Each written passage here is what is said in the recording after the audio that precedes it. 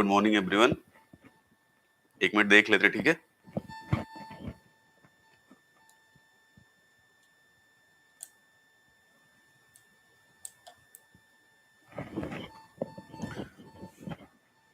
देख लेते हैं बाकी लोगों को थोड़ा देर।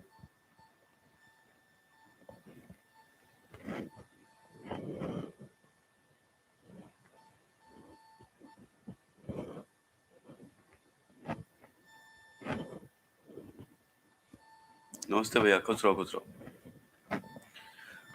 Good morning.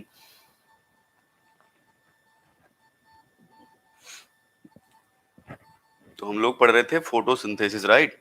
आवाज आ रही है ना?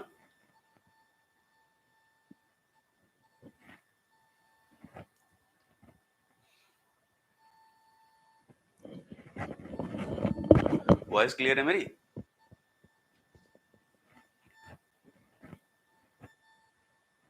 ठीक है। तो देखो हम लोग क्या पढ़ रहे थे, हम लोग फोटोसिंथेसिस पढ़ रहे थे, ठीक है। क्या क्या पढ़ लिया था मैं एक बार आपको बता देता हूँ। फोटोसिंथेसिस, ठीक। अब देखो फोटोसिंथेसिस हमने क्या पढ़ा था कल।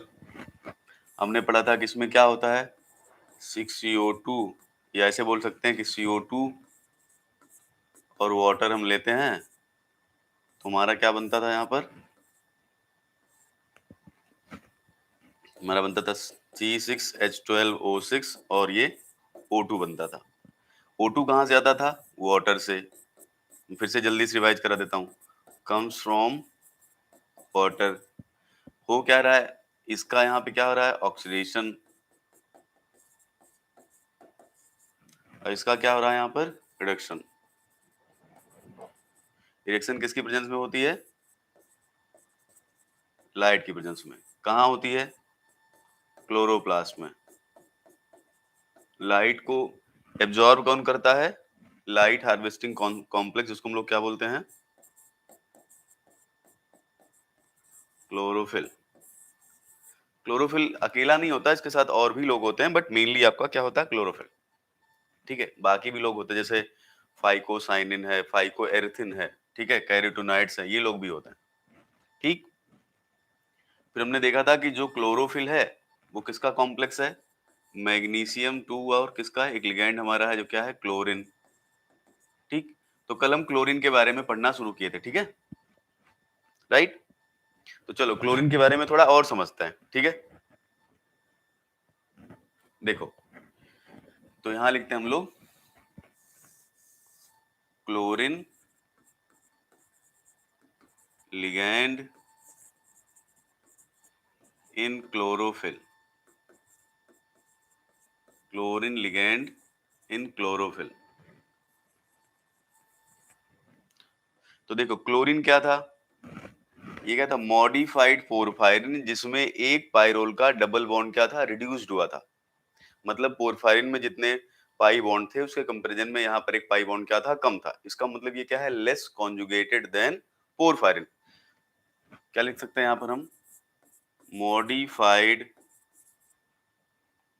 Modified porphyrin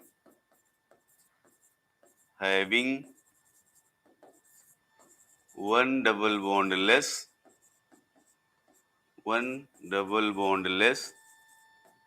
than porphyrin.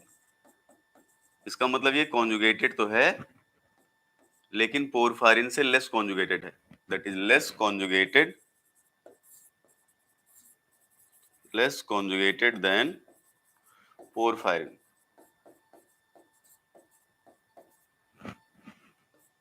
ठीक है। इसमें एक एडिशनल रिंग लगी होती है, साइक्लोपेंटेनोन, राइट। जैसे हमने पोरफायरिन में देखा था वहां ऐसा एडिशनल कुछ भी नहीं लगा था, लेकिन जब आप क्लोरीन का स्ट्रक्चर देखोगे, अभी स्ट्रक्चर बनाएंगे हम, तो उसमें एक एडिशनल साइक्लोपेंटेनोन रिंग लगी होती है। यहाँ लिखेंगे इट कंटेन साइक्लोपेंटेनोन रिंग। और यहाँ जो, अगर आपने थोड़ा बहुत भी ध्यान दिया हो कभी हीमोग्लोबिन में, जब आप पढ़ते हो हीम बी पढ़ते हो, तो हीम बी में दो आपके एसिड्स यूनिट होती हैं जो फ्री होती हैं, CH2CO माइनस, या sorry CH2CO minus CH2CO minus करके, sorry CH2CO minus CH2CO minus, वो फ्री होता है। यहाँ पर वो फ्री नहीं होता है, उसका क्या हो जाता है, एस्टरिफिकेशन, राइट। तो यहाँ लिखेंगे acid, it also contain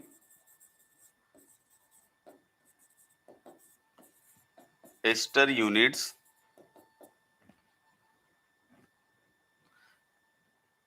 unlike free acids in porphyrin। ठीक है, राइट। चलो स्ट्रक्चर देखते हैं इसका। और देखो स्ट्रक्चर में ध्यान रखना कि कितने नंबर ऑफ 6 मेंबर रिंग बनेगी, कितने नंबर ऑफ 5 मेंबर रिंग बनेगी, राइट। कॉन्जुगेशन तो हमने बता ही दिया है आपको, और फिर क्या क्या चीजें लगी हैं देखो इधर, एन एन एन, यहां पर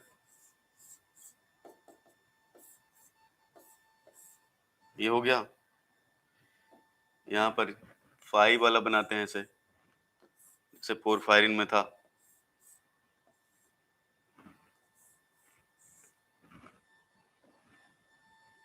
यहां पर एक लगा होता है ऐसे, देखो इधर, यहां लगा है साइक्लोपेंटेनोन रिंग, ये बीच में क्या होगा, यहाँ पर मेटल हमारा मैग्नीशियम, यहाँ पर मैग्नीशियम है +2 ऑक्सीडेशन स्टेट में,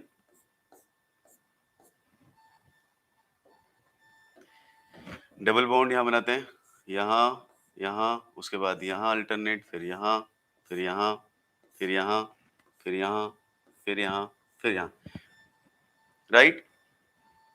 यहाँ पे ग्रुप लगा होता है एक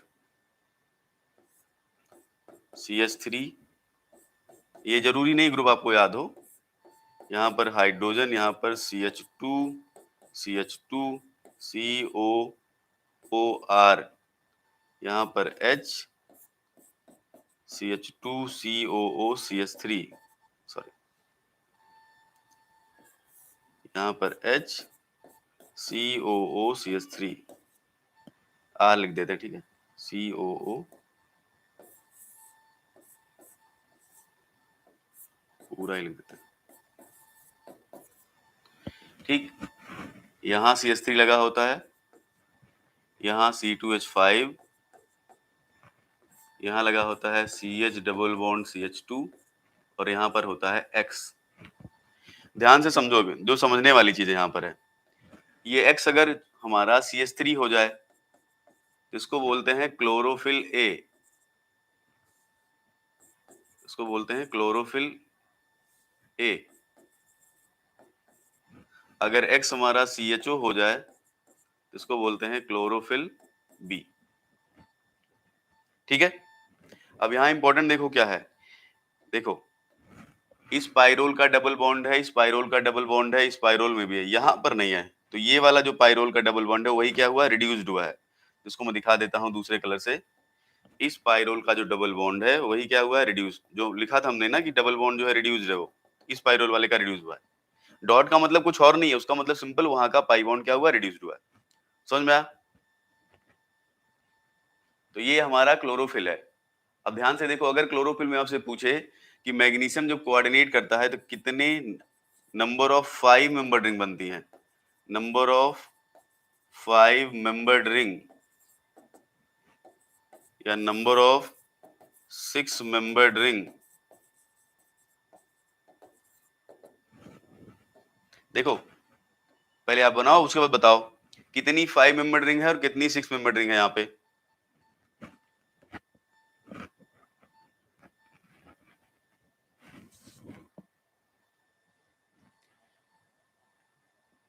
और यहाँ जो ये होता है ना, ये होती है फाइटोल चेन, फाइटोल चेन, ये लंबी चेन है, राइट, नियरली C18H39OH, मतलब OH यहाँ देखो, इसका जो ऑक्सीजन है ना यहाँ चला गया है, तो R ग्रुप आपका ये है एक्चुअली, ये ठीक है। तो लंबी चेन है, एक हाइड्रोकार्बन चेन लगी हुई है। इससे फायदा क्या होगा, इस हाइड्रोकार्बन चेन की वजह से, इस फाइटोल चेन की वजह से ये क्या होता है, मोर सॉल्युबल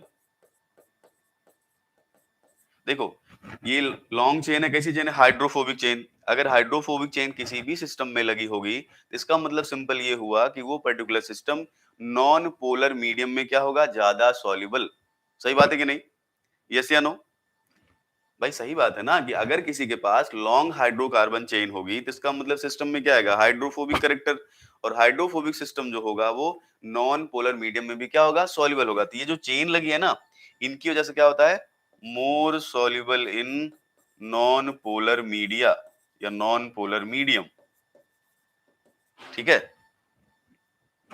राइट। अब जरा इस सवाल का जवाब दो कि जब मैग्नीशियम क्लोरीन के साथ, ये मैग्नीशियम बाकी पूरा क्लोरीन है, जब मैग्नीशियम क्लोरीन के साथ कोऑर्डिनेट करता है तो कितने मेंबर फाइव, कितनी number of five member ring बनती हैं और कितनी number of six member ring बनती हैं? जरा आप देख के बताओ इसको। फाइव मेंबर रिंग कितनी है, सिक्स मेंबर रिंग कितनी है?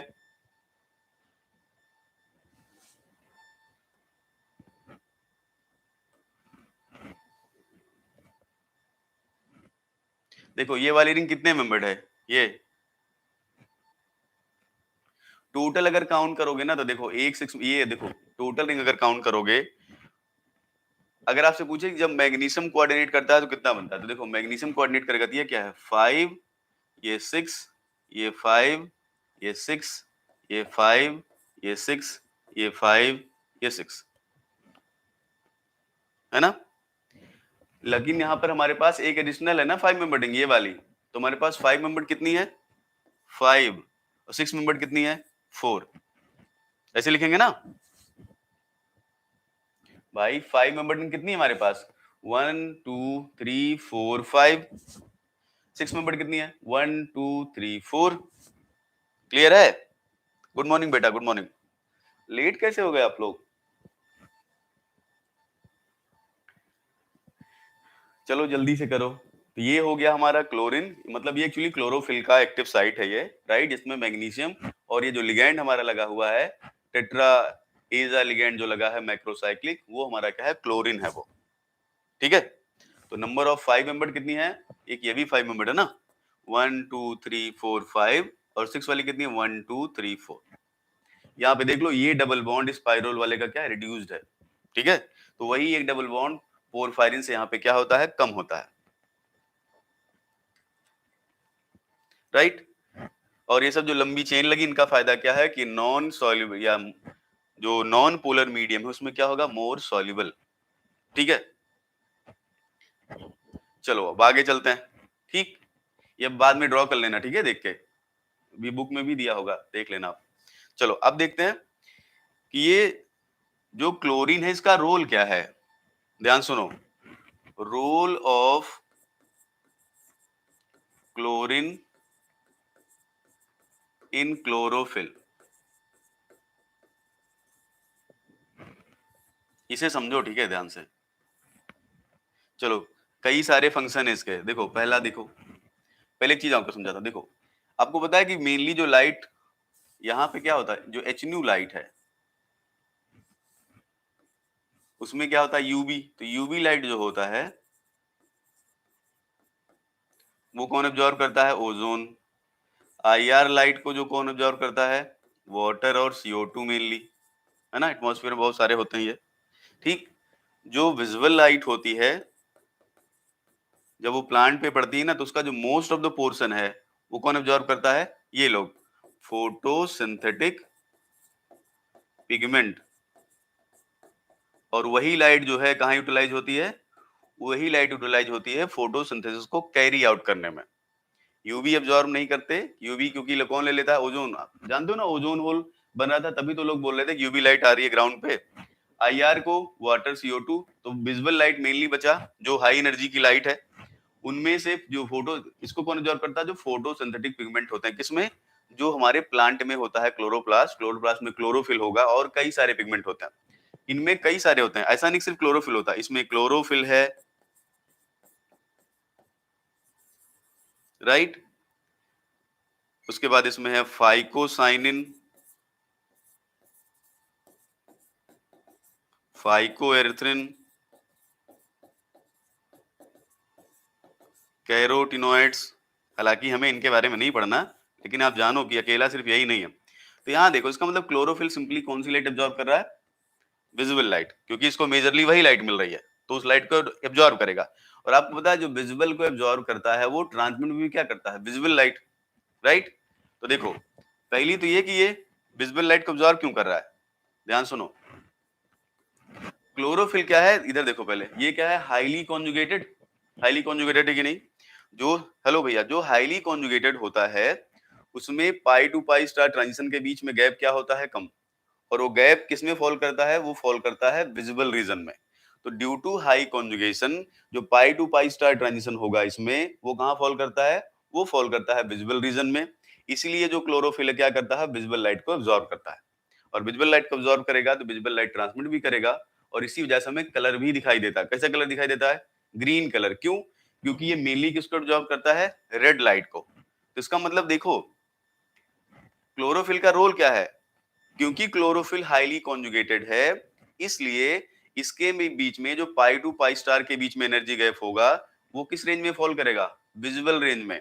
इसीलिए विजिबल लाइट को क्या करता है? स्ट्रांगली एब्जॉर्ब करता है। स्ट्रांगली क्यों बोल रहा हूं मैं, उसका भी नाम बताऊंगा। तो देखो, तो पहला यहां मैं लिख सकता हूं due to high conjugation. Role, ये रोल बता रहा हूं मैं, due to high conjugation pi to pi star gap falls in visible region, hence chlorophyll absorbs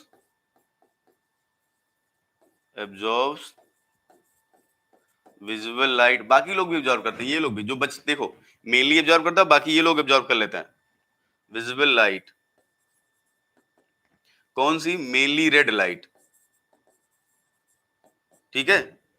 मतलब ब्लू रेड भी होता है, ब्लू और रेड दोनों होता है। और रेड लाइट एब्जॉर्ब करेगा तो इसलिए कैसा कलर दिखाई देता है? ये दिखाई देता है ग्रीन कलर। इसका मतलब इसका पहला काम क्या है? लाइट का एब्जॉर्प्शन। समझ गए? हाँ बिल्कुल, पीजीटी यार ये देखना पड़ेगा भैया आपको। अगर आपका वेटिंग में रिजल्ट एक बार देख लो फॉर्म के लिए, वेटिंग में रिजल्ट, इसका मुझे आइडिया नहीं है थोड़ा, या मैं कल आपको बता दूंगा, ठीक है?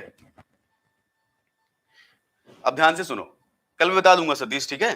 देखो इधर, तो क्योंकि सिस्टम में हाईली कॉन्जुगेटेड है, ये सिस्टम हाईली कॉन्जुगेटेड है, इसलिए देखो कौन सी लाइट आपको मिल रही है। देखो ये लाइट तो ले गया ओजोन, ये लाइट ले गया ये, बची कौन सी? Visible light. अब विजिबल लाइट को अगर प्लांट को एब्जॉर्ब करना है तो उसके पास हाईली कॉन्जुगेटेड सिस्टम चाहिए, क्योंकि कॉन्जुगेटेड सिस्टम में जो एनर्जी गैप होता है पाई टू पाई स्टार का कम हो जाता है, और वो सिस्टम क्या करेगा? विजिबल लाइट को एब्जॉर्ब करेगा। तो पहला फायदा क्या है? क्लोरोफिल का पहला काम क्या है, या क्लोरोफिल का रोल क्या है? ये विजिबल लाइट को स्ट्रांगली एब्जॉर्ब करता है। क्यों एब्जॉर्ब कर पा रहा है? क्योंकि हाईली कॉन्जुगेशन होने की वजह से जो पाई टू पाई स्टार गैप है वो क्या है? विजिबल रीजन में फॉल कर रहा है। जैसे भी मान लो मैं बोल देता बेंजीन, ये अगर कम कॉन्जुगेटेड होता है, बेंजीन की तरह होता है, तो बेंजीन विजिबल लाइट नहीं एब्जॉर्ब कर पाती है। क्यों? क्योंकि वहां पाई टू पाई स्टार गैप क्या होता है? ज्यादा, ठीक है? तो जितना कॉन्जुगेशन होगा पाई टू पाई स्टार गैप कम होगा, तो वो जो गैप होगा कहां फॉल करेगा? विजिबल रीजन में। तो वो विजिबल लाइट को एब्जॉर्ब कर सकता है। तो ये पहला काम क्या करेगा? जो लाइट बच रही है उस लाइट को एब्जॉर्प्शन का काम कर रहा है, राइट? और जो एब्जॉर्प्शन के लिए यहां पर आपको पता, इंटेंसिटी मेजर किस में की जाती है? मोलर एक्सटेंशन कोफिशिएंट में। एक्सटिंक्शन,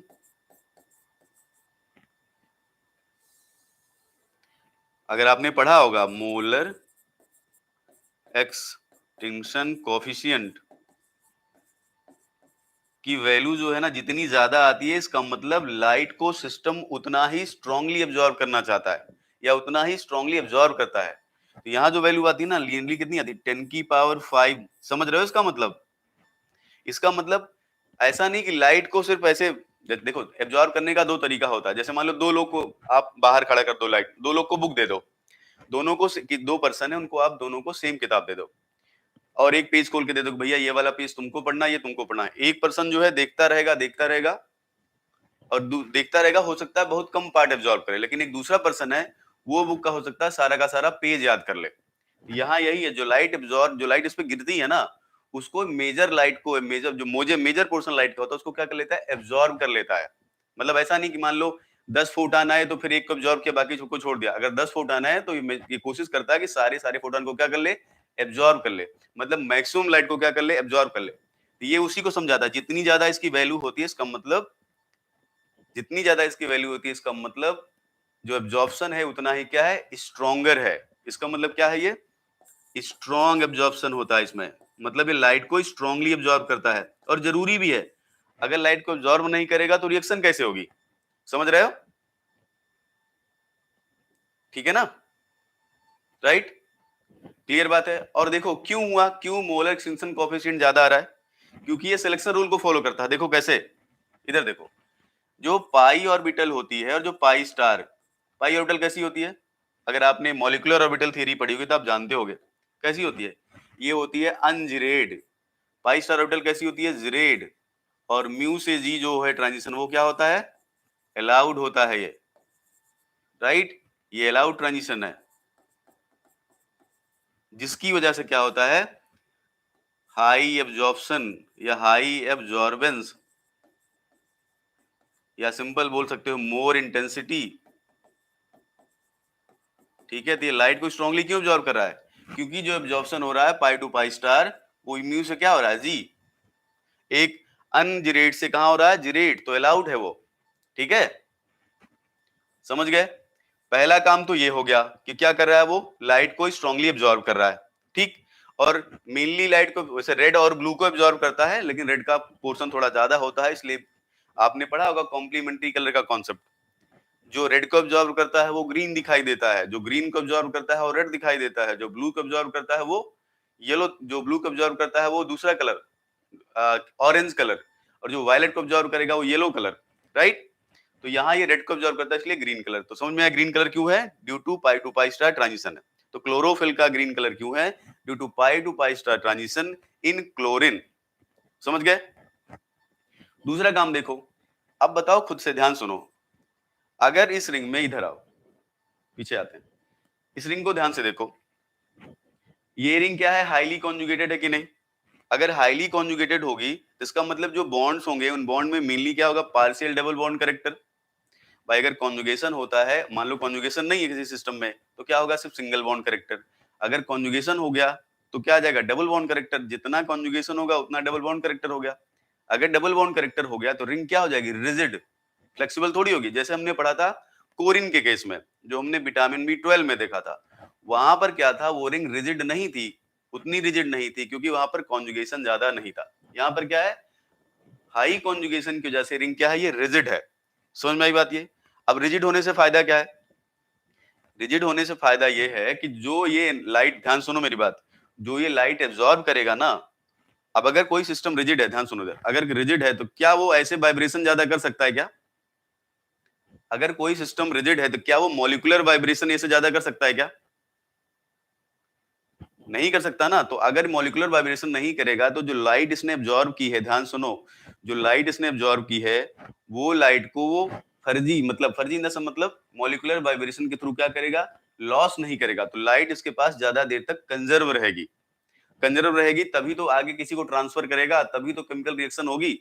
मान लो सिस्टम ये रिजिड नहीं होता, लाइट को एब्जॉर्ब करता और मॉलिक्यूलर वाइब्रेशन के through majority of the light loss कर देता अपना, राइट, हीट के फॉर्म में लॉस कर देता। तो इसके पास जो लाइट एब्जॉर्ब करता है उसका थोड़ा सा ही तो फ्रैक्शन बचता, बहुत माइन्यूट फ्रैक्शन बचता, और हो सकता था वो फ्रैक्शन इतना इफेक्टिव नहीं होता जितनी इफेक्टिविटी हमें चाहिए केमिकल रिएक्शन के लिए। तो रिजिडिटी होने से ये सिस्टम जो है मॉलिक्यूलर वाइब्रेशन नहीं करता, तो जो इसकी लाइट होती है, जो एनर्जी ये ले रहा है, सोलर एनर्जी ले रहा है, वो क्या करता है, कंजर्व करके रखता है, जो कि बाद में आगे इलेक्ट्रॉन ट्रांसफर के लिए क्या करती है, यूज की जाती है वो। समझ गए। तो जरूरी है रिजिड होना। क्यों जरूरी है, रिजिड अगर नहीं हुआ तो मॉलिक्यूलर वाइब्रेशन के थ्रू अपनी एनर्जी को लूज कर देगा। ये बात क्लियर है कि नहीं, यहां मैं लिख देता हूं, due to more conjugation, due to more conjugation chlorine ring is rigid, chlorine ring is rigid, hence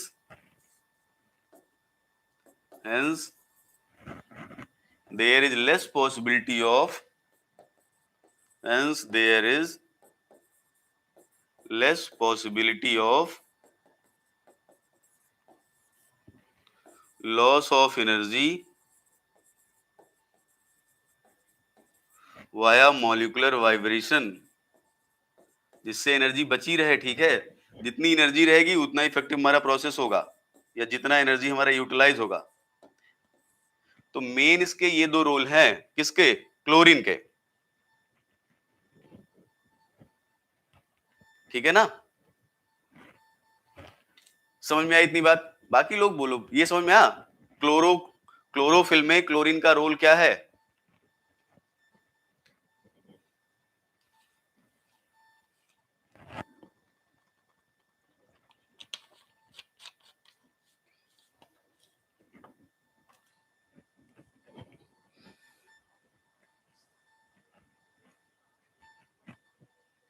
बताओ, ये बात समझ में आई?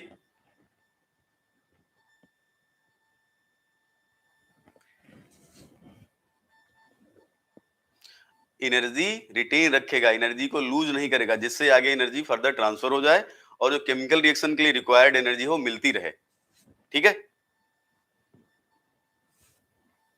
ये बात समझ में आ रही है?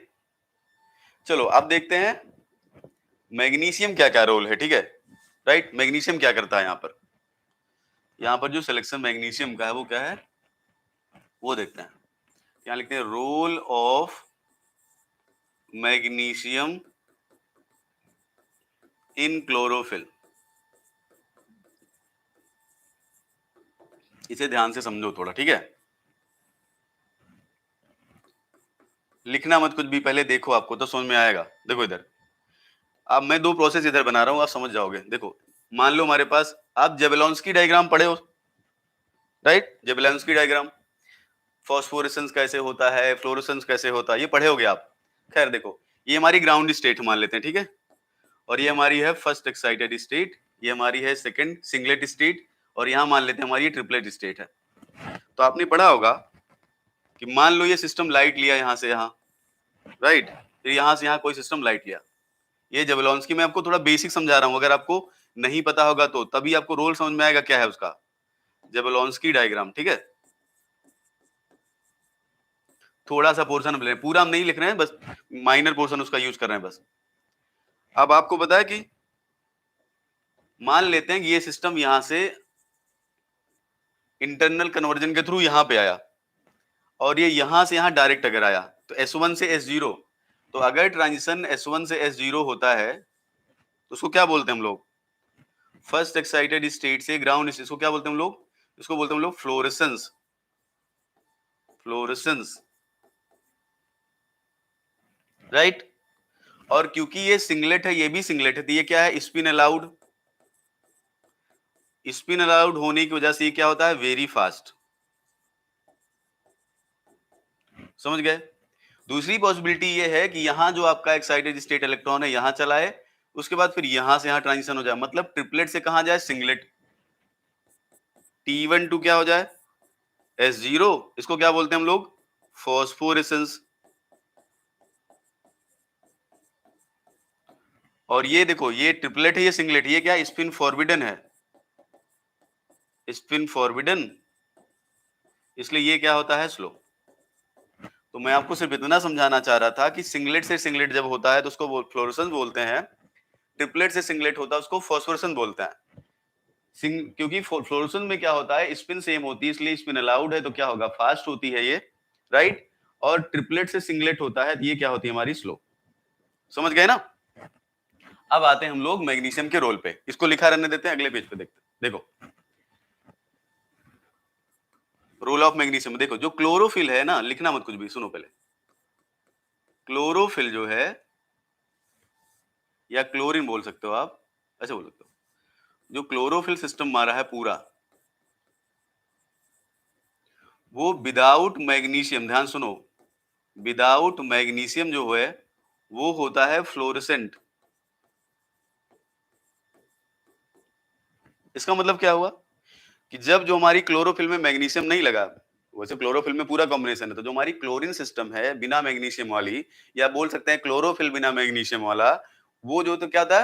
फ्लोरेसेंट। फ्लोरेसेंट का मतलब हुआ कि जो भी लाइट क्लोरीन ने एब्जॉर्ब किया है वो लाइट को जल्दी से क्या कर देगा? लूज कर देगा। क्यों भाई सिंपल सी बात है, लाइट को ऑब्जॉर्ब किया, क्या हो रहा है यहाँ पे, फ्लोरोसेंस। तो जो भी लाइट ऑब्जॉर्ब किया उसको जल्दी से क्या कर देगा, रिमूव कर देगा, राइट।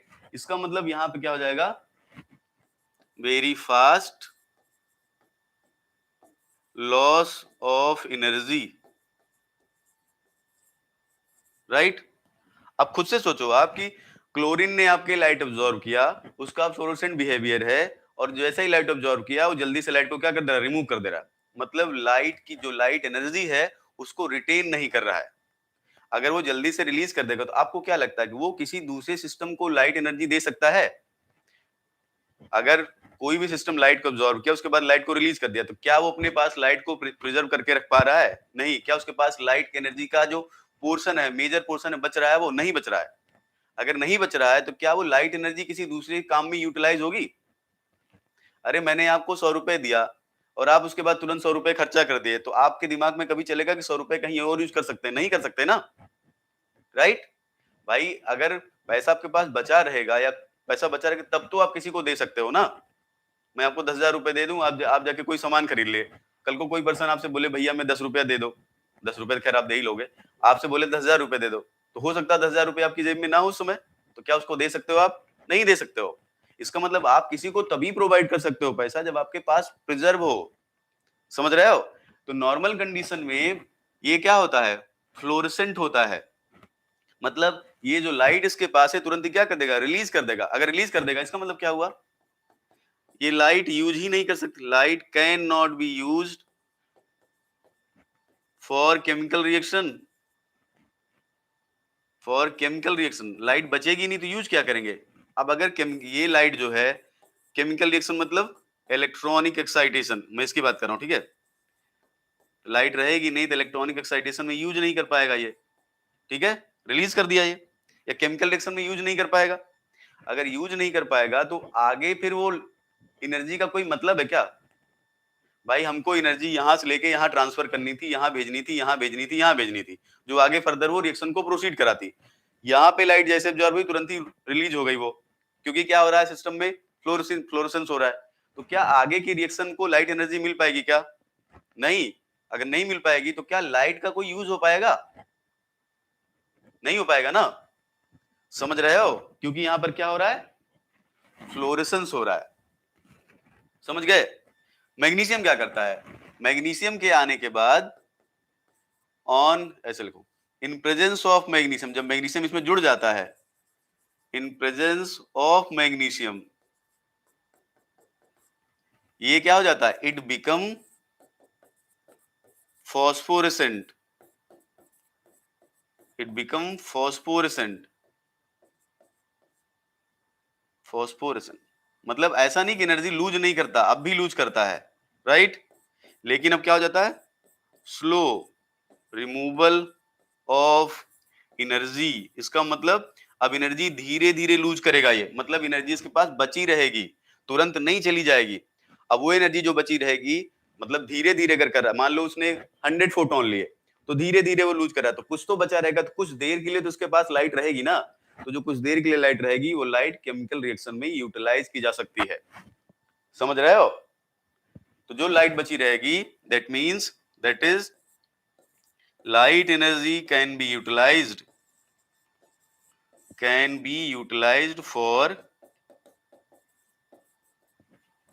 for chemical reaction।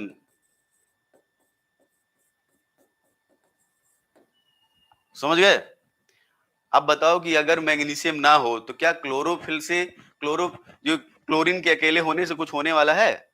नहीं होने वाला। रुके रहो बिटिया, रुको, रुको भी बताते हैं, रुके रहो, नहीं बताऊंगा तब बोलना ना, रुको। पहले ये बताओ, इतना समझ में आ रहा है ना कि अगर मैग्नीशियम नहीं होगा, अगर मैग्नीशियम नहीं होगा तो आपको क्या लगता है कि जो आपकी क्लोरीन रिंग है उसका कोई रोल है क्या? कोई फायदा होगा उससे? नहीं। लाइट एब्जॉर्ब करके ग्रीन कलर दिखाते रहो आप, लेकिन जो लाइट एनर्जी को यूज करना है फॉर केमिकल रिएक्शन के लिए, क्या वो लाइट एनर्जी केमिकल रिएक्शन में यूज होगी? नहीं। इसका मतलब मैग्नीशियम जरूरी है, ठीक है ना। तो देखो मैग्नीशियम करता क्या है, एक मिनट पानी पी लेता हूं मैं। पहले बताओ इतनी बात समझ में आ रही है?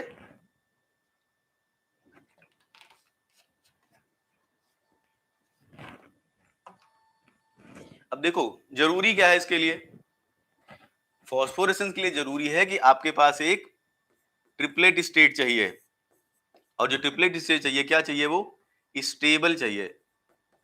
स्टेबल का मतलब ऐसा नहीं कि जीवन भर के लिए, इसका मतलब फाइनाइट टाइम के लिए, राइट, फॉर फाइनाइट टाइम, मतलब ऐसा नहीं कि तुरंत ही बने तुरंत ही खत्म हो जाए, फाइनाइट टाइम के लिए, ठीक है। तभी यहां से यहां ट्रांजिशन जो होगा वो क्या होगा, फॉस्फोरेसेंट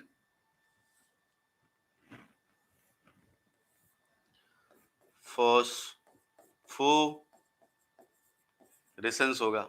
ये क्या प्रोसेस हो जाएगी, स्लो। देखो मैग्नीशियम में होता क्या है, मैग्नीशियम 2 में क्या होता है, इसकी जो सिंगलेट स्टेट होती है, सिंगलेट स्टेट और इसकी जो ट्रिपलेट स्टेट, वो आपस में मिक्स हो जाती हैं, due to what, due to spin orbit coupling.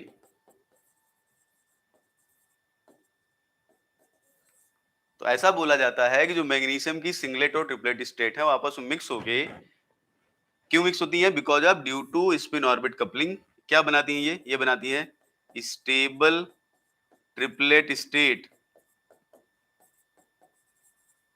Stable का मतलब प्लीज आप ये कभी मत समझिएगा कि जीवन, स्टेबल का मतलब है फॉर फाइनाइट टाइम के लिए।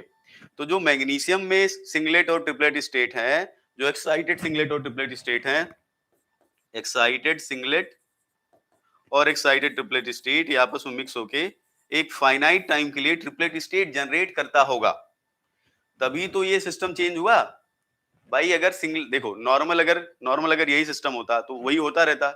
तो अगर फॉस्फोरेसेंस हुआ है तो ट्रिपलेट तो बना ही होगा, तभी तो फॉस्फोरेसेंस होगा, यस या नो। अब वो हुआ क्यों होगा, क्योंकि जोड़ा क्या गया है, मैग्नीशियम, मैग्नीशियम जोड़ा गया तभी तो ऐसा हुआ। तो बोला यह जाता है कि ये जो मैग्नीशियम की एक्साइटेड सिंगलेट स्टेट थी और एक जो इसकी ट्रिपलेट स्टेट थी, वो स्पिन ऑर्बिट कपलिंग की वजह से मिक्स होती है, और मिक्स होने के बाद एक स्टेबल ट्रिपलेट स्टेट, मतलब ऐसी ट्रिपलेट स्टेट जिसके पास फाइनाइट टाइम हो, वो बनाती है। और उस ट्रिपलेट स्टेट से सिंगलेट स्टेट में जब ट्रांजिशन होता है तो वो क्या होता है, वही फॉस्फोरेसेंस होता है। इसीलिए जो लाइट का रिलीज होता है क्या होता है, स्लो होता है वो। तो मैग्नीशियम ने क्या किया, मैग्नीशियम ने यही किया, स्पिन ऑर्बिट कपलिंग की वजह से उसकी स्टेट मिक्स हो गई और एक ट्रिपलेट स्टेट बनी होगी।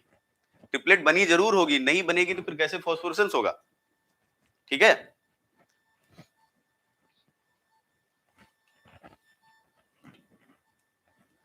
तो मैग्नीशियम के ऐड करने पर क्या हुआ, एक स्टेबल ट्रिपलेट स्टेट बनी जिसका फाइनाइट टाइम है, जिसकी वजह से जो लूज ऑफ एनर्जी है या फिर इलेक्ट्रॉनिक ट्रांजिशन जो है वो क्या हो गया, धीरे हो गया। तो जो हमारा सिस्टम है क्लोरोफिल, उसके पास एनर्जी पूरी तरह से बहुत जल्दी से लूज नहीं होती है, एनर्जी बची रहती है, फिर वो एनर्जी जो है केमिकल रिएक्शन में यूज कर ली जाती है, राइट, समझ गए।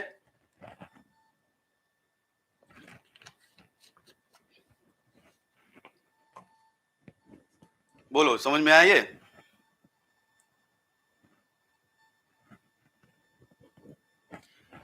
हाँ ले सकते हैं बेटा, लेकिन देखो सिर्फ एक प्रॉपर्टी पे किसी चीज को सेलेक्ट नहीं किया जाता है। ये बताओ, जो क्लोरोफिल के अंदर कैविटी है उसका साइज भी तो देखना है ना आपको, कि कोई वहां फिट हो, जो क्लोरीन के अंदर कैविटी है वहां पर मेटल फिट होगा कि नहीं, ये भी तो देखना होता है।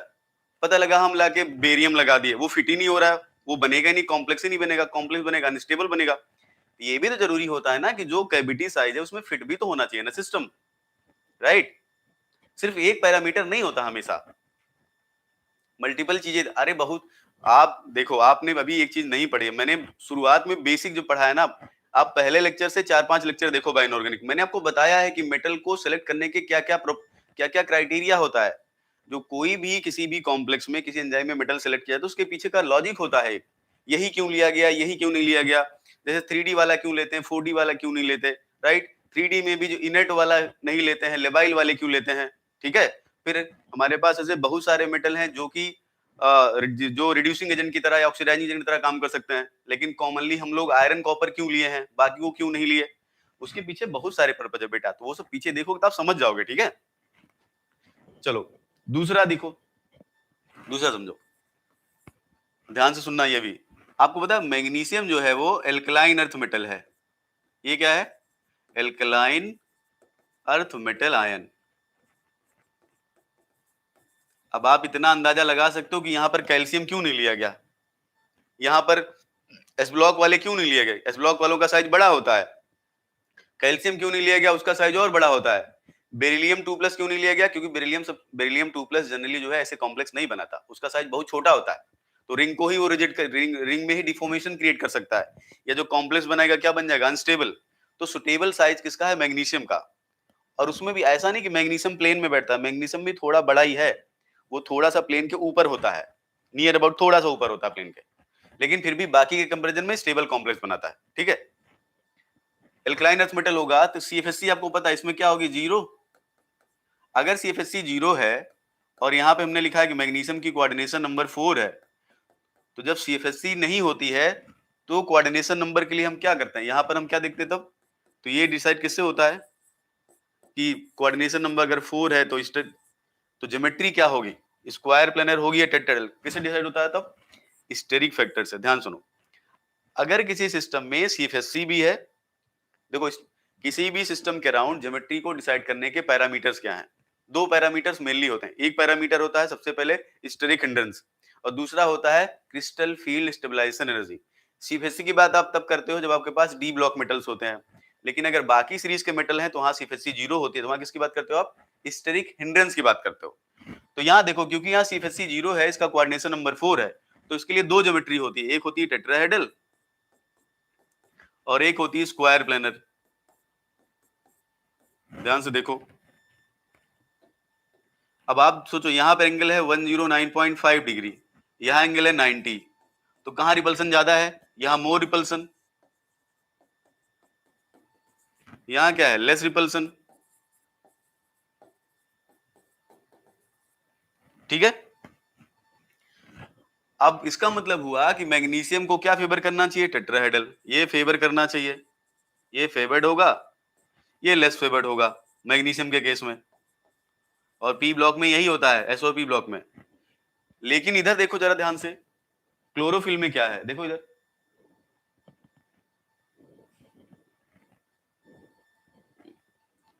आपको कैसा लग रहा है, ये टेट्राहेड्रल लग रहा है कि स्क्वायर प्लेनर, खुद से सोचो। ये रिंग जो है ना, इसको आपको लगता है कि टेट्राहेड्रल होने देगी क्या, ये रिजिड रिंग इसको टेट्राहेड्रल ज्योमेट्री अडॉप्ट करने देगा, बोलो।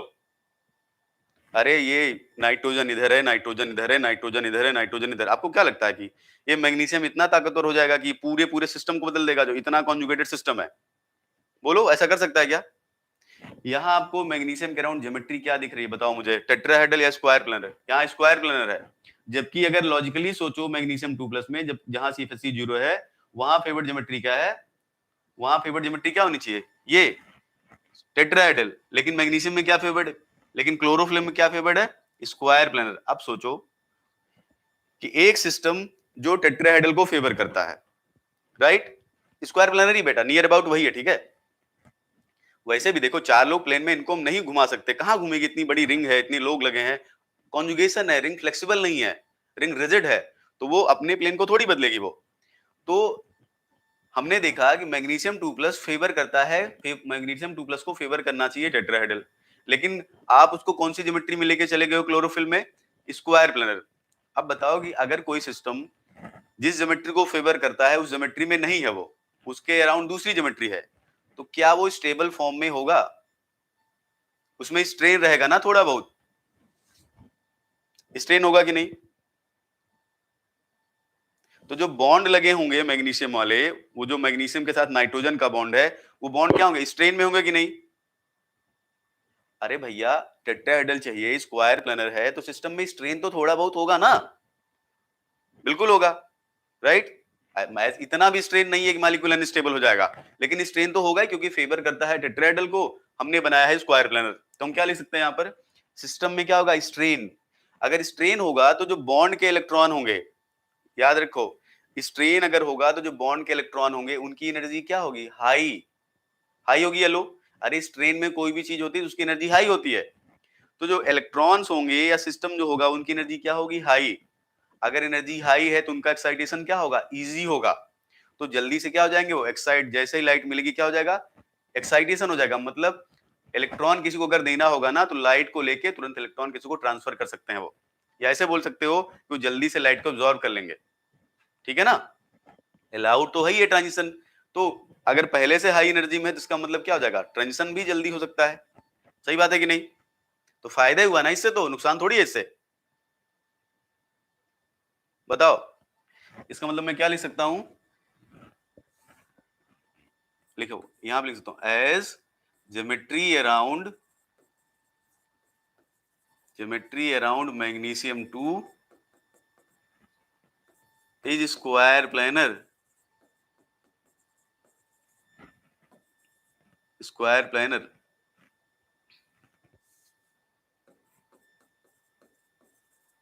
hence bond attached to bonds, ऐसा लगता है ना, ठीक है, attached to magnesium is in strain, hence electrons can be easily excited, can be easily excited। Strain मतलब हाई एनर्जी में होगा, तो एक फायदा ही है ना, जल्दी चला जाएगा, किसी को देना होगा जल्दी से दे देगा, जरूरी भी है ये। जरूरी क्यों है, सुनो ध्यान से, देखो ये पहले जो आपका क्लोरोफिल वाला पूरा सिस्टम है ना, फोटो सिस्टम 2, ये क्या करता है, वाटर से इलेक्ट्रॉन लेता है, पहले अपना इलेक्ट्रॉन दूसरे को दे देगा, फिर वाटर से इलेक्ट्रॉन लेगा। तो अब बताओ इलेक्ट्रॉन कोई सिस्टम कब देता है, जब उसके इलेक्ट्रॉन हाई एनर्जी में होते हैं, लो एनर्जी में। खुद से सोचो आप कि अगर किसी को इलेक्ट्रॉन देना है तो जो भी सिस्टम इलेक्ट्रॉन देता है उसके इलेक्ट्रॉन कहाँ होने चाहिए, हाई एनर्जी में, लो एनर्जी में, हाई एनर्जी में। तो इसकी वजह से हाई एनर्जी में हो तो रहे हैं, तो फायदा ही है ना ये तो। अरे वाटर से इलेक्ट्रॉन ये लेता है, उसके बाद आगे लोगों को देता है, तो इलेक्ट्रॉन देने के लिए क्या चाहिए, हाई एनर्जी चाहिए ना, तो उसका मतलब ये एक फायदा वाली चीज है। ठीक, तीसरी चीज सुनो, अब आपको बताया कि मैग्नीशियम जो है बहुत बड़ा मेटल तो है नहीं, है ना, तो जो बॉन्ड बनाएगा वो बॉन्ड क्या होगा, मतलब मैग्नीशियम, देखो ध्यान सुनो मेरी बात, जो आपकी क्लोरीन रिंग है रिजिड पहले से थी because of high conjugation, magnesium जब जाएगा तो छोटा मेटल है, छोटा मेटल इन मतलब एल्कली के कंपैरिजन में, एल्कलाइन में जो कैल्शियम स्ट्रोंशियम बेरियम है उनके कंपैरिजन में, तो इसका साइज छोटा ही है। तो जो बॉन्ड बनाएगा थोड़ा क्या बनाएगा ये, भाई अगर यहाँ पे फिट होगा ये, तो बॉन्ड लेंथ तो छोटी होगी ना, छोटा मेटल अगर जुड़ेगा तो बॉन्ड लेंथ तो छोटी होगी ना, बॉन्ड लेंथ अगर छोटी करोगे तो रिंग क्या हो जाएगी, और ज्यादा रिजिड या और ज्यादा फ्लेक्सिबल। सोचो आप, बॉन्ड लेंथ को अगर आप बढ़ाओगे, कॉमनली ये तो होता है ना बॉन्ड लेंथ, जब आप पी ब्लॉक की बात मैं कर रहा हूँ, अगर पी ब्लॉक में आप बॉन्ड लेंथ बढ़ाते हो तो रिंग क्या होती है या सिस्टम क्या होता है, फ्लेक्सिबल। लेकिन ये छोटा मेटल है तो बॉन्ड लेंथ क्या रहेगी, कम, तो जो रिंग रहेगी वो क्या हो जाएगी, और रिजिड हो जाएगी। पहले तो कॉन्जुगेशन की वजह से रिजिड थी, अब मेटल जुड़ेगा तो इसकी वजह से भी क्या हो जाएगी, थोड़ी रिजिड। अब रिजिड होने से क्या होता है, रिजिड होने से वही फायदा फिर से यहाँ पे होगा जो कहाँ हो रहा था, क्लोरीन के केस में। रिजिड होने से एक फिर से यही होगा कि जो एनर्जी लॉस होती है मॉलिक्यूलर वाइब्रेशन के थ्रू वो और कम हो जाएगी। इसका मतलब सिस्टम जो एनर्जी ले रहा है वो ज्यादा से ज्यादा एनर्जी कहाँ यूज हो जाएगी, केमिकल रिएक्शन को कैरीड आउट करने के लिए, जो कि जरूरी है। नहीं अगर ये एनर्जी लूज ही करता जाएगा तो केमिकल रिएक्शन के लिए एनर्जी कहाँ से आएगी। तो एक तरह से ये इफिशियंसी को बढ़ा रहा है ना इफिशियंसी को। वैसे तो क्लोरीन इतना कैपेबल है, लेकिन ये अगर जुड़ेगा तो ये भी तो एफिशिएंसी को बढ़ाएगा ही। ठीक है, magnesium 2 strongly binds to chlorine, making ring to be more rigid,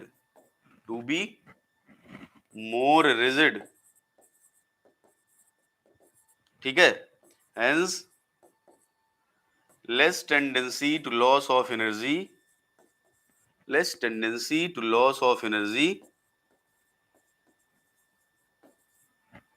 via molecular vibration,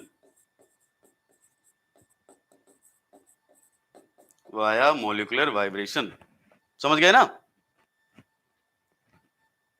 तो ये सब फायदे हैं। और भी एक फायदा है इसका, देखो लिखना नहीं है उसे, जो क्लोरोफिल होता है ना वो ऐसे होता है, एक क्लोरोफिल, उसके बाद दूसरा क्लोरोफिल, तीसरा क्लोरोफिल, चौथा। तो जैसे एंटीना देखे हो आप, टीवी वाला पहले जो घरों में लगा होता था, देखे नहीं, ऐसे एक पट्टी लगी होती थी, फिर ऐसे फिर ऐसे ऐसे ऐसे करके, देखे हो ना? एंटीना देखे हो कि नहीं? देखे तो हो गई, खैर एंटीना देखे हो ना, टीवी वाला? तो देखते हो ना, एक ऐसे, अगर उसको आप ऐसे फ्लैट लगाते हैं हम लोग, लेकिन उसको अगर ऐसे कर दो तो आपको लगेगा एक स्ट्रिप ऐसी है, दूसरी है, तीसरी है, चौथी है, पांचवी है, छठवीं, ऐसी है ना? ठीक है ना? अब जैसे ये, इसका मतलब पहले, पहला, दूसरा, तीसरा, चौथा, पांचवा, ऐसे ऐसे है। इसी तरह क्लोरोफिल भी होता है। क्लोरोफिल 1 2 3 4, मतलब नंबरिंग में कर रहा हूं, ऐसा नहीं कि नाम में दे रहा हूं। क्लोरोफिल, फिर ऐसे फिर ऐसे फिर ऐसे। तो जो क्लोरोफिल क्लोरोफिल के बीच में इंटरेक्शन का रिस्पॉन्सिबल होता है ना, वो क्या होता है? मैग्नीशियम।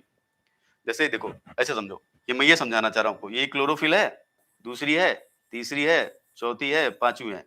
तो यहाँ पर जो एस्टर ग्रुप लगा था ना, COCH3 बोले थे ना तभी, या COR, सॉरी, यहाँ जो, ऐसे सुनो, यहाँ जो उसके पास एस्टर ग्रुप लगा था COR, इसका जो ऑक्सीजन है ना, वो क्या करता है? इंटरेक्शन किससे करता है? मैग्नीशियम के साथ। ऑक्सीजन के पास निगेटिव चार्ज, अच्छा ठीक है, आगे देखते हैं, नहीं तो सुनो, ये यूनिट है, देखो इधर, ऐसे है क्लोरोफिल। मान लेते हैं यहाँ पर हमारे पास, इसके पास COR ग्रुप था, ऐसे ऐसे COOR, यहाँ पे मैग्नीशियम। तो क्या करता है ये COR, जो दूसरा मैग्नीशियम ना, इससे जुड़ता है, ऐसे ऐसे इंटरेक्शन करता है। सेम इसी तरह यहाँ, सेम इसी तरह यहाँ, सेम इसी तरह यहाँ। तो ये लोग फिर ना एक ऐसे स्टैकिंग 1 2 3 4 5 ऐसे लगे होते हैं, उसमें भी मैग्नीशियम का रोल है। तो जो इसका एस्टर वाला पोर्शन था, उसका ऑक्सीजन इस मैग्नीशियम से करेगा, इस वाले एस्टर का अगले मैग्नीशियम से करेगा, उसके बाद अगले से करेगा। तो एक स्टैकिंग, एक पाइल बन जाती है, ऐसे समझो कि एक के नीचे दूसरा, फिर तीसरा, फिर चौथा, फिर पांचवा, फिर छठवां। तो वो एंटीना की तरह होता है, उसी को बोलते हैं क्लोरोफिल एंटीना, या एंटीना बोलते हैं, या एंटीना क्लोरोफिल बोलते हैं। उसमें भी मैग्नीशियम का रोल है, समझ गए? तो एंटीना क्लोरोफिल को बनाने में भी मैग्नीशियम का रोल है। सिंपल है ये, बट ज्यादा इंपॉर्टेंट रोल वो तीनों थे, तो उनको हमने पहले आपको पढ़ा दिया है। चलो, अब हमने देख लिया कि क्लोरोफिल क्या है, मैग्नीशियम क्या है। अब ये देख लेते हैं कि जो इलेक्ट्रॉन ट्रांसफर होता है वो कैसे होता है, फिर जो हमारी पूरी प्रोसेस होती है वो कैसे होती है। तो जो पूरी प्रोसेस हमारी होती है, उसमें उसको हम दिखाते हैं जेड स्कीम के थ्रू, राइट? एक प्रोसेस होती है, उसको क्या बोलते हैं? जेड स्कीम क्यों बोलते हैं? क्योंकि जेड की तरह दिखता है वो। तो जो पूरा हमारा इलेक्ट्रॉन ट्रांसफर होता है, राइट, उसको हम किससे दिखाते हैं? जेड स्कीम के थ्रू। तो हम लिखते हैं यहाँ पर Z scheme in, Z scheme in photosynthesis, photosynthesis. हो सकता है आज मैं आपको जेड स्कीम का डायग्राम ही बता पाऊं, लेकिन कल मैं आपको जेड स्कीम समझा दूंगा कि जेड स्कीम में हो कैसे रहा, जिससे आपको थोड़ा याद करने में इजी होगी, ठीक है? क्योंकि अभी अभी 54 मिनट 54 हो चुका है, तो अभी ज्यादा टाइम लोग के पास नहीं है। तो मैं आपको जेड स्कीम का डायग्राम समझा देता हूँ, आपको याद रखना कि कौन कौन पहले आता, कौन बाद में। कल मैं आपको डायग्राम समझा दूंगा ठीक से। और कल एक चीज और इसमें बचेगी, ऑक्सीजन इवॉल्विंग कॉम्प्लेक्स, वो कैसे होता है वो मैं आपको समझा दूंगा। तो हमारा क्लोरोफिल वाला पोर्शन कल क्या हो जाएगा? कंप्लीट। और कल फिर आप क्वेश्चन करके देखना कि क्लोरोफिल से क्वेश्चन कैसे कैसे आए हैं, ठीक है? हालांकि मैं एक क्वेश्चन आपको अभी करवा के जाऊंगा, जिससे आपको पता तो लगे जो मैं पढ़ा रहा हूँ एग्जाम में आता भी है कि नहीं, ठीक है? देखो इधर सिंपल, यहां ऐसे करते हैं, आ जाएगा इतने में, चलो ठीक है, देखते हैं। देखो, यहां हम लिखते हैं क्या? यहाँ 0, यहां लिखते हैं ई नॉट जो है निगेटिव वैल्यू, यहां होती है ई नॉट पॉजिटिव वैल्यू। ये रिडक्शन पोटेंशियल है, ठीक है? अगर रिडक्शन पोटेंशियल नेगेटिव होगा तो क्या होता है? वो रिड्यूसिंग एजेंट है ना। तो ये 0 के ऊपर जो इधर लोग हैं वो क्या है बेसिकली? हालांकि देखो इतना हमें ध्यान नहीं रहेगा, रिड्यूसिंग एजेंट, इधर क्या है? Oxidising agent.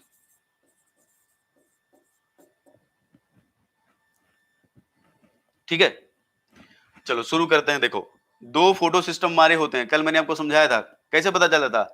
Red drop process से या रेड ड्रॉप से हमें पता चला था कि हमारे पास दो फोटो सिस्टम है। तो यहाँ पर है एक, यहाँ लिख देता हूं मैं, फोटो सिस्टम 1, या इसी को बोलते हैं P680। 680 का मतलब 680 नैनोमीटर की लाइट को ऑब्जॉर्व करता है। इधर हमारे पास है, दोनों को नीचे लिखते हैं, ठीक है, क्योंकि पॉजिटिव रिडक्शन पोटेंशियल होता है पहले। P680, या यही है फोटो सिस्टम 2, यहाँ है P700, 700 नैनोमीटर की लाइट को ऑब्जॉर्व करता, ओहो ऊपर करना पड़ेगा, ठीक,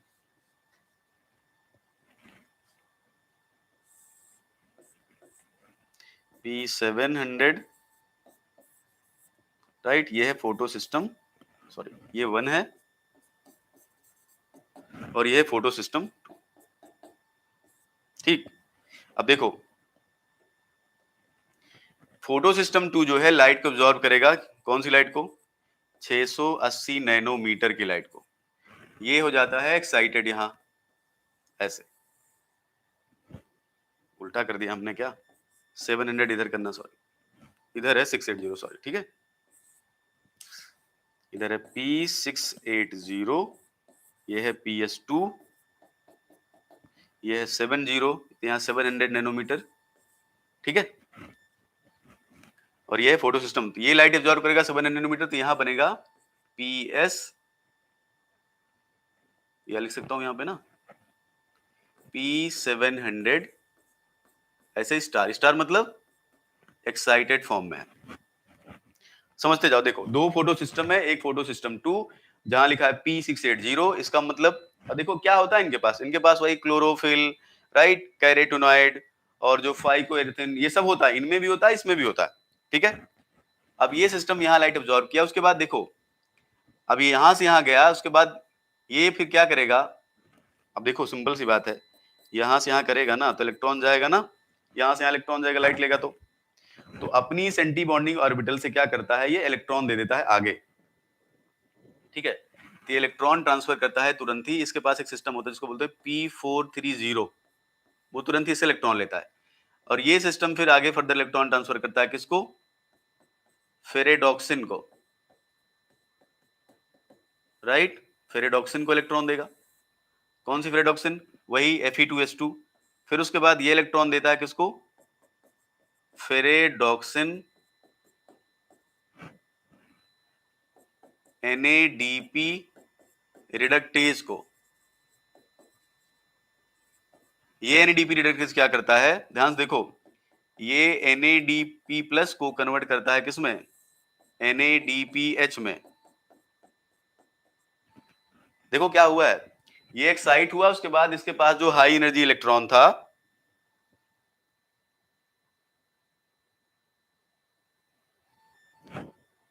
एक्चुअली सुनो सुनो सुनो सुनो, बिल्कुल देखो, जो कॉम्बिनेशन होता है ना, मैंने बताया कि जो लाइट एब्जॉर्ब करते हैं वो P450 से 680, कल बोला था ना क्लास में कि अगर इस रेंज की लाइट आप देते हो तो आपका जो ऑक्सीजन एवोल्यूशन है वो आपका लगभग क्या होता है, कांस्टेंट रहता है, कल पढ़ाए थे ना ये, तो हो सकता है उन्होंने इस तरह लिख दिया हो उसके बेसिस पे, 450 के बेसिस पे, लेकिन मेजॉरिटी ऑफ द बुक्स यही लिखती है 680 और 700, ठीक, जो 450 से 680 था, हो सकता है उन्होंने 450 वाले को लिया हो, लेकिन मेजर मेजर किताब ये लिखती है कि यहाँ पर जो लाइट एब्जॉर्ब होती है वही होती है, यहाँ पर एब्जॉर्ब जो होती है वो होती है, ठीक है। अब देखो यहां से इसके पास एक्सेप्टर होता है, ये तुरंत इसको इलेक्ट्रॉन देगा, ये इसी का पार्ट है, फिर फेरेडॉक्सिन में आएगा, उसके बाद एंजाइम होता है एक, या सिस्टम है फेरेडॉक्सिन NADP रिडक्टेज, इलेक्ट्रॉन जब यहाँ पे आया तो क्या करेगा, इसके पास ये इलेक्ट्रॉन रिच हो गया ना, अब NAD प्लस को रिड्यूस कर देगा, ये रिड्यूस हो गया, जो NADP होता है उसके बाद ये क्या करता है, ये CO2 को कन्वर्ट कर देगा किसमें, CH2O में, मतलब कार्बोहाइड्रेट में, कल आपने रिएक्शन देखा था ना डार्क फेज में, CO2 plus 12 NADPH plus 12H plus plus 18 ATP देखा था ना कल, वो फर्दर किसमें कन्वर्ट होता है, C6H12O6 में, तो वही है यहाँ पर, यहाँ इलेक्ट्रॉन, ध्यान सुनो, यहाँ से इलेक्ट्रॉन गया यहाँ, मतलब एक्साइटेशन हुआ, तो ये अपना एंटी बॉन्डिंग का इलेक्ट्रॉन इसको दिया, उसके बाद फेरेडॉक्सिन में आया, ये तुरंत ही से ले लेता है, तो ज्यादातर किताबों में लिखा नहीं होता, ठीक है, ये तो ये ध्यान रखना, ये एक सिस्टम है जो तुरंत ही से इलेक्ट्रॉन ले लेगा, ये सिस्टम क्या करेगा, फेरेडॉक्सिन का इलेक्ट्रॉन देगा, फेरेडॉक्सिन से कहा आया, फेरेडॉक्सिन NADP रिडक्टेज, राइट, ये सिस्टम क्या करता है, NADP जो प्लस है उसको क्या करेगा, रिड्यूस करेगा, और जो रिड्यूस फॉर्म है वो CO2 को क्या करता है, CH2O में कन्वर्ट कर देता है, और फिर से किसमें कन्वर्ट हो जाता है, NADP प्लस में, फिर इलेक्ट्रॉन आएगा, फिर ऐसे प्रोसेस चलती रहती है, ठीक, इतनी बात समझ में आई।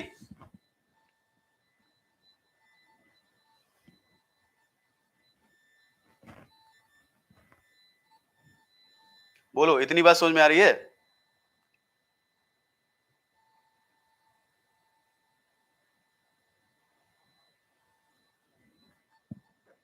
अब एक चीज ध्यान सुनो, अगर ये सिस्टम अपना इलेक्ट्रॉन देगा तो कहीं ना कहीं इसके पास इलेक्ट्रॉन की कमी हो गई कि नहीं, राइट? भाई ये अगर सिस्टम यहां से एक्साइट होने के बाद इलेक्ट्रॉन दे दिया तो इसके पास इलेक्ट्रॉन की कमी हो गई ना, तो प्रोसेस अगर कंटिन्यू चलनी चाहिए तो इसके पास फिर से इलेक्ट्रॉन होना चाहिए ना। वो इलेक्ट्रॉन कहां से आता है? वो इलेक्ट्रॉन आता है वाटर से, ठीक है? तो देखो यहां पे क्या होता है, ऐसे मैग्नीज होता है हमारे पास, मान लेते हैं 3 ऑक्सीडेशन स्टेट, 3 4 में होता है, कई सारे इसके वो हैं, यहां गया 4 में। ये क्या करता है, मैग्नीज पहले क्या करेगा, इसको इलेक्ट्रॉन देगा, और ये क्या करता है मैग्नीज 4, ये वाटर को क्या कर देता है, ऑक्सीडाइज कर देता है। तो यहां से 2 वाटर प्लस 4H प्लस, यहाँ 4 इलेक्ट्रॉन प्लस क्या हो गया O2। तो देखो इलेक्ट्रॉन कहां से आ रहा है, देखो ध्यान सुनो, मैग्नीज जो है ये इलेक्ट्रॉन दिया किसको, P680 को, उसके बाद चला गया अपना मान लो इस ऑक्सीडेशन स्टेट में, इसने क्या किया, वाटर को क्या कर दिया, ऑक्सीडाइज। तो वाटर का इलेक्ट्रॉन ले लेगा, जो 4 इलेक्ट्रॉन यहाँ पर है, ये 4 लोग होते, मैंने एक ही दिखाया यहाँ पे, ठीक? ये इलेक्ट्रॉन फिर से लेगा, फिर इसको देगा, फिर गया, फिर यहाँ से इलेक्ट्रॉन लेगा, फिर गया, मतलब जो वाटर का इलेक्ट्रॉन है वो मैग्नीज लेता है, वो इलेक्ट्रॉन किसको देता है, P680 फोटो सिस्टम 2 को, फिर खुद किस में चला जाता है, हाई ऑक्सीडेशन स्टेट में, फिर जो वाटर बचा होता है फिर उससे इलेक्ट्रॉन लेगा, फिर चला जाएगा लो में, फिर उसके बाद फिर इसको देगा, मतलब बार बार यहां से जो इलेक्ट्रॉन है कहां जा रहा है, वो इससे जा रहा है। समझ में आ रहा है? ठीक है ना? अब देखो ये सिस्टम क्या करता है, 680 नैनोमीटर की लाइट को ऑब्जॉर्व करेगा, ये भी एक्साइट होगा ऐसे P680 ऐसे। अब ये क्या करेगा, ये अपना इलेक्ट्रॉन देखो यहां से जो इलेक्ट्रॉन गया है वो क्या करता है, देता है फियोफाइटिन को पहले, फियोफाइटिन, फिर उसके बाद किसको देता है, साइटोक्रोम बी, फिर किसको देता है, प्लास्टोक्यूनोन। ये सीक्वेंस थोड़ा ध्यान रखना, ठीक है? क्योंकि सबका रिडक्शन पोटेंशियल आप नहीं याद रख सकते, अगर सबका रिडक्शन पोटेंशियल आप याद रख ले तो सीक्वेंस आपको ध्यान रखने की जरूरत नहीं है। हमेशा ध्यान रखो, इलेक्ट्रॉन हमेशा कहां से जाता है, नेगेटिव रिडक्शन पोटेंशियल वाले सिस्टम से कहां जाता है, मोर पॉजिटिव वाले की तरफ, राइट? इसका मतलब इसका रिडक्शन पोटेंशियल ज्यादा नेगेटिव होगा, इसका कम होगा, इसलिए देखो मैं डाउन दिखा रहा हूं, देखो नेगेटिव से नीचे जा रहे हैं हम लोग। फिर यहां से इलेक्ट्रॉन आता है साइटोक्रोम बीएफ कॉम्प्लेक्स में, उसके बाद यहां से आता है प्लास्टोसाइनिन में, इसको मैं थोड़ा नीचे करूंगा, ठीक है, प्लास्टोसाइनिन यहां करता, खैर इससे ज्यादा फर्क नहीं है, बस इतना जानो ऊपर वाले रिड्यूसिंग है, नीचे वाले ऑक्सीडाइजिंग, प्लास्टोसाइनिन। और फिर प्लास्टोसाइनिन अपना इलेक्ट्रॉन किसको देता है, इसको, ये साइटोक्रोम बीएफ कॉम्प्लेक्स है।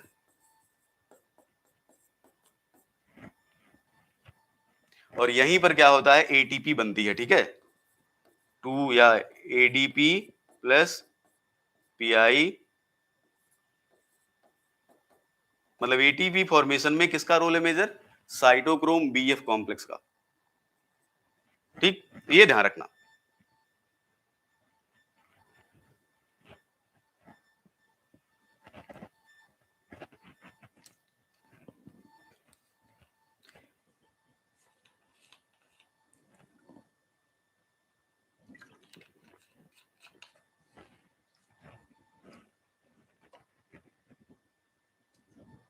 बेटा मैग्नीशियम तो +7 शो कर सकता है, +7 शो करता है, MnO4 माइनस पढ़े हो ना?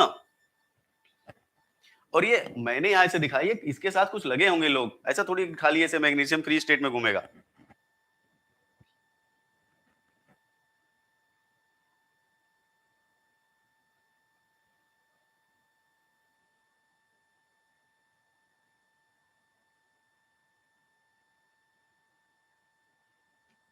कोई एक स्टैंडर्ड किताब पकड़ लो, क्यों, देखो सिंपल सी बात है, रिसर्च तो करोगे नहीं, है ना, ना तो जाके क्लोरोफिल हम लोग वहां देखने वाले हैं कैसे करना है, तो कोई एक स्टैंडर्ड किताब पढ़ लो, एग्जाम में अगर आएगा तो आप उसका रेफरेंस दे सकते हो, भैया हमने यहाँ से पढ़ा है जैसे इन्होंने बताया है।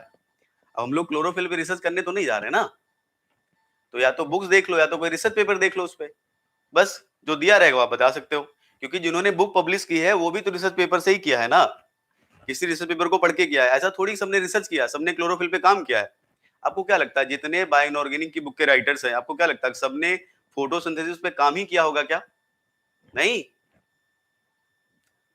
रिसर्च पेपर पढ़ते हैं वो, उसके बाद उस पेपर से जो है जो उन्हें चीजें वहां से मिलती हैं उसके बाद रेफरेंस दे देते हैं कि अगर आपको ज्यादा प्रॉब्लम है तो आप यहाँ से देख लो। तो आप इसकी चिंता मत करो कि यहाँ ऐसा दिया हुआ वहां ऐसा दिया हुआ। कोई भी एक स्टैंडर्ड किताब पकड़ो, वहां पे जो दिया उसको फॉलो करो, क्योंकि आप रिडक्शन पोटेंशियल तो हम लोग मेजर करने नहीं जा रहे ना।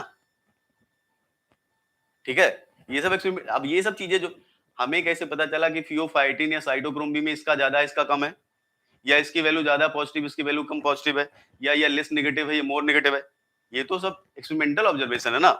तो वो तो हम नहीं करने जा रहे हैं ना हमारे पास इंस्ट्रूमेंट है। ऐसा तो है नहीं कि हमारे पास एक हम लोग करके देख लेंगे। इसलिए कोई भी एक स्टैंडर्ड किताब देखो, उस किताब को फॉलो करो। अगर आपको कहीं भी रेफरेंस देना हो तो उस किताब को बोल देना बस। ठीक है, आपकी मानी जाएगी बात। हो बस स्टैंडर्ड टेक्स्ट बुक होनी चाहिए। इसलिए इतना मत सोचो कि उन्होंने 450 दिया है, उन्होंने कितना, इससे फर्क नहीं पड़ता। मेजर लोगों ने लेकिन यही दिया हुआ है। तो ये है जेड स्कीम, राइट। कल मैं आपको थोड़ा इसके बारे में बताऊंगा कि लाइट की क्या जरूरत है, यहाँ पे क्यों लाइट एब्जॉर्ब हो रही है। पहले कल मैं आपको ये बताऊंगा कि इनकी जरूरत क्या है, क्यों जरूरत है इनकी। सिंपल यहां से यहां, जैसे ये ऑक्सीडाइजिंग है, इसको इलेक्ट्रॉन दे देता, ट्रांसफर करते रहता। ये क्या जरूरत है इनकी फोटो सिस्टम की।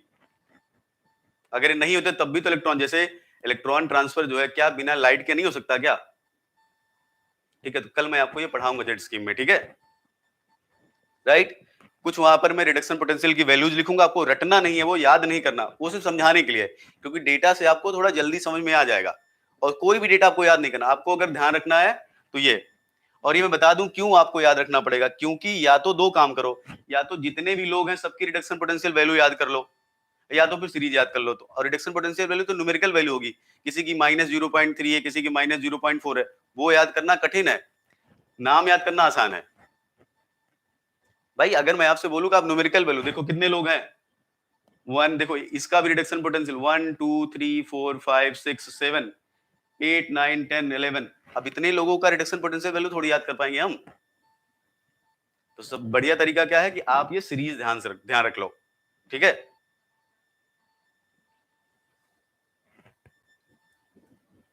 समझ में आई बात ये।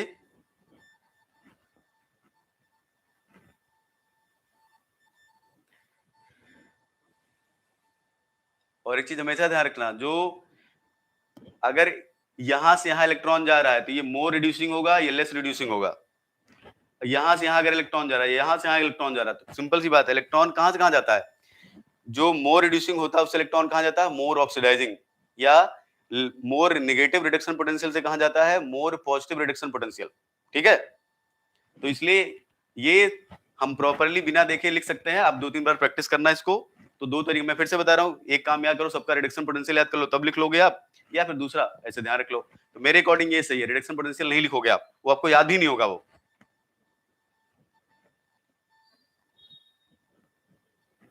क्लियर है बात ये। और यहाँ पे मत ध्यान देना, क्योंकि एग्जैक्टली ये ऊपर नीचे थोड़ा हो सकता है, बस मैं आपको ये समझाने के लिए इसलिए बोला था कि ये ध्यान रखो कि रिड्यूसिंग वाले भी लोग इसमें हैं, ऑक्सीडाइजिंग वाले भी। जो ऊपर होते हैं ज्यादा, वो ज्यादा रिड्यूसिंग के होते हैं, जो नीचे की साइड में हो ज्यादा ऑक्सीडाइजिंग होता है। ठीक, तो एग्जैक्ट न्यूमेरिकल वैल्यू आपको भले नहीं याद रहे, बस इतना जानना कि ऊपर वाले रिड्यूसिंग है, नीचे की तरफ जाने पर क्या मिलता है हमें, ऑक्सीडाइजिंग बिहेवियर वाला। ठीक है ना। कल मैं आपको जेड स्कीम को समझाऊंगा कि यहाँ पर जो फोटो सिस्टम है उसकी जरूरत क्या है, नॉर्मल इलेक्ट्रॉन ट्रांसफर क्यों नहीं हो गया। उसके बाद हम कल पढ़ेंगे फिर ये यहाँ पर मैग्नीज क्यों लिया गया, आयरन क्यों नहीं लिया गया, कॉपर क्यों नहीं लिया गया। ठीक है, कल हम पढ़ेंगे ऑक्सीजन इवॉल्विंग कॉम्प्लेक्स, जो ये है, जो वाटर का जो ऑक्सीडेशन है, जो वाटर की स्प्लिटिंग उसको जो कैटेलाइज करता है, उसके बारे में। ठीक, उसकी एक एस साइकिल होती है, उसको पढ़ लेंगे, राइट। उसके बाद हमारा जो ये वाला पूरा पोर्शन हो क्या हो जाएगा, कंप्लीट हो जाएगा। समझ गए।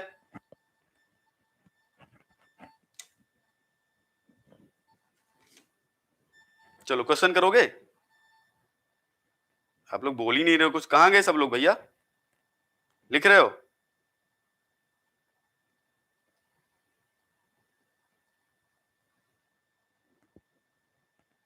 लिख लो लिख लो लिख लो, क्वेश्चन करवा देता हूं एक दो। ठीक है, जेएमसीयू में दिया है, ठीक है, ये वाला देख लेना सीरीज। एक मिनट बेटा, एक मिनट ढूंढ ले, ठीक है।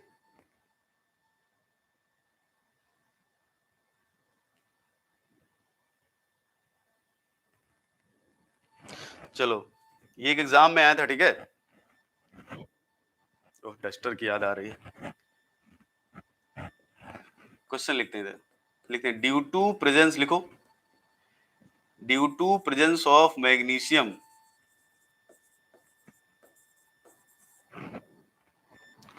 Chlorophyll becomes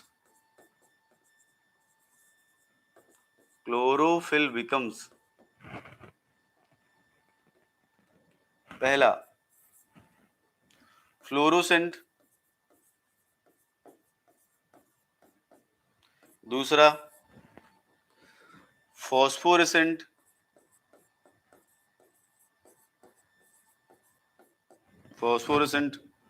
for interaction with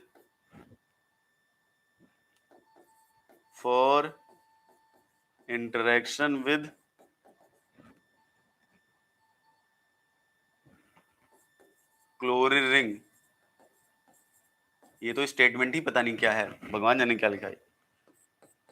third phosphorescent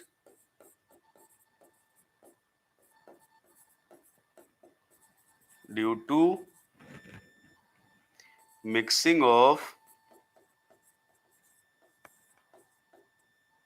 excited state excited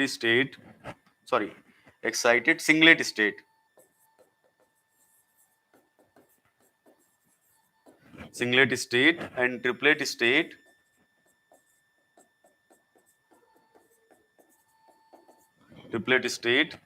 giving more stable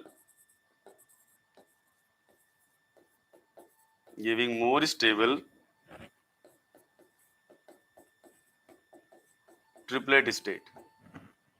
Fourth, phosphorescent for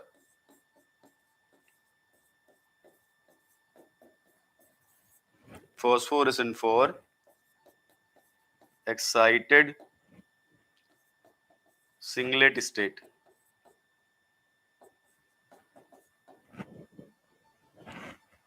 इधर देख लो, मैंने जो ये लिखा है ना, देख लो एक चीज, देखो इधर, नहीं पूरा नाम मैंने देखो इधर, एस का मतलब क्या होता है सिंगलेट, टी का मतलब क्या होता है ट्रिपलेट, ठीक है, ये ध्यान रखना, नहीं भूल जाओ। एस का मतलब क्या होता है सिंगलेट, टी का मतलब क्या होता है ट्रिपलेट। चलो क्वेश्चन देखते हैं, कर लोगे ना, सिंपल है, अभी पढ़ा तो था थोड़ी देर पहले हम लोगों ने। आंसर क्या आ जाएगा, ये रोल है इसका, ठीक। चलो फिर कल हम लोग पढ़ेंगे जेड स्कीम को, मैं आपको समझाऊंगा थोड़ा, राइट। लेकिन आप, मैं उम्मीद करता हूं कि आप जो है ऑर्डर याद रखोगे। ऑर्डर अगर आप नहीं याद रखोगे तो रिडक्शन पोटेंशियल ध्यान रखना पड़ेगा, तो उसकी जरूरत नहीं है, ऑर्डर ध्यान रखना, ठीक है, राइट। और भी क्वेश्चन है, देखो मैं पढ़ता हूं, अगर आप बता सकते हो तो जवाब सुनना। एक मिनट देखता हूं पहले मैं,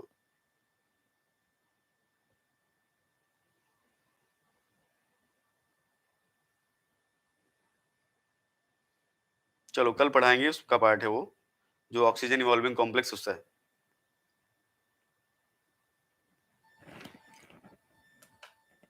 अगला जो है, देखो कोई छोटा चैप्टर ही पढ़ाऊंगा जो जल्दी खत्म हो जाए एक्चुअली, ठीक है, राइट।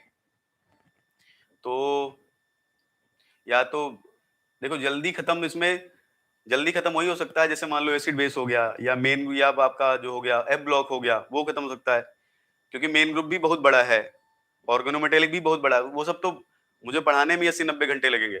मतलब अगर मेन ग्रुप में शुरू करूंगा तो मैं शायद 70 से 80 घंटा पढ़ाऊंगा, तो वो पता नहीं एग्जाम तक खत्म भी होगा कि नहीं, ठीक है। तो जो छोटे टॉपिक है, जो वेटेज वाले टॉपिक है, पहले उनको पढ़ा दूंगा मैं, तो होपफुली जो है या तो एसिड बेस या तो फिर एफ ब्लॉक, ठीक है,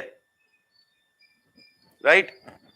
देखो एफ ब्लॉक से भी हर बार 6 मार्क्स का क्वेश्चन आता है कम से कम, ठीक है, 6 नंबर तो कम से कम आता ही उससे, और ज्यादा उसमें टाइम नहीं लगेगा, वो 8-10 घंटे में, 10 घंटे में खत्म, वो डिपेंड, 8-10 घंटे में खत्म हो जाएगा लगभग वो, ठीक है।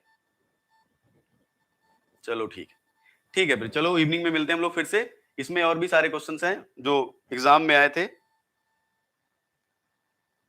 अच्छा, फॉर्म फॉर्म नहीं है, लेकिन ऐसा र्यूमर्स आई थिंक, ऐसा लोग बोल रहे हैं कि सितंबर में शायद आएगा, पता नहीं। आ जाना चाहिए मुझे लगता है। सितंबर में, सॉरी, एग्जाम के लिए बोला है लोगों ने, एग्जाम के लिए सितंबर में एग्जाम कराएंगे, तो हो सकता है पहले फॉर्म आ जाए। ओएमसी बहुत बड़ा है बेटा, ओएमसी ओएमसी पढ़ाने, देखो तुम खुद आप सोचो कि मैं बायो इनऑर्गेनिक में अगर इतना देर पढ़ा रहा हूँ, अभी कितना हो गया, प्रीवियस ईयर के ऑथेंटिक यार कैरियर एंडेवर का तुम ले सकते हो, क्योंकि मैं पहले वहां रहा हूं तो मैं उसके बारे में जानता हूं, ठीक है। तो वहां का अगर आपके पास वहां का सोल्यूशन आपको मिल जाता है तो सही है, वो भरोसा कर सकते हो आप। बाकी लोग का भी अच्छा होगा, लेकिन एंडेवर के बारे में जानता हूं इसलिए मैं बोल सकता हूँ, ठीक है।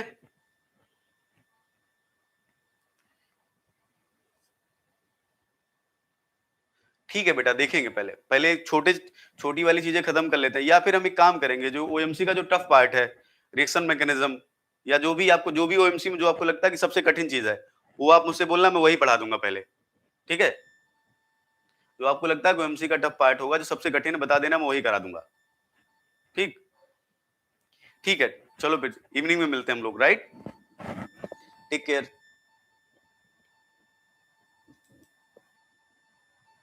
बढ़िया बढ़िया भैया, बढ़िया। चलो शाम को मिलते हैं रवि, ठीक है।